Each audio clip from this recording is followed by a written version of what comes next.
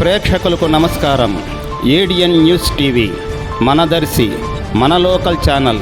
ADN news TV ప్రేక్షకులకు నమస్కారం. వార్తలు చదువుతుంది మీ ప్రసన్నారాం.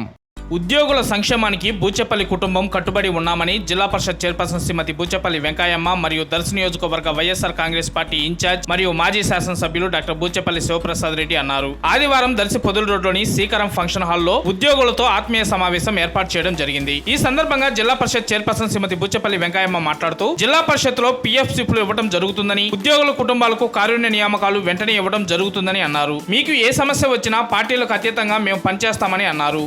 జిల్లా పరిషత్ నిధుల నుండి గాని మా ట్రస్ట్ నుండి గాని సహాయ సహకారాలు అందిస్తామని అన్నారు. రాబోయే ఎన్నికల్లో మీ సహాయ సహకారాలు అందించాలని వారు ఈ సందర్భంగా కోరారు. ఈ కార్యక్రమంలో ఎంఈఓలు రమాదేవి, రఘురామయ్య మరియు హెచ్ఎంలు కాదరమస్తాన్, చంద్రమౌళి, వాకా జనార్దన్ రెడ్డి, వెంకటరెడ్డి, పీఈటీలు అనిల్, అంజిరెడ్డి, సాంబా తదితరులు పాల్గొన్నారు.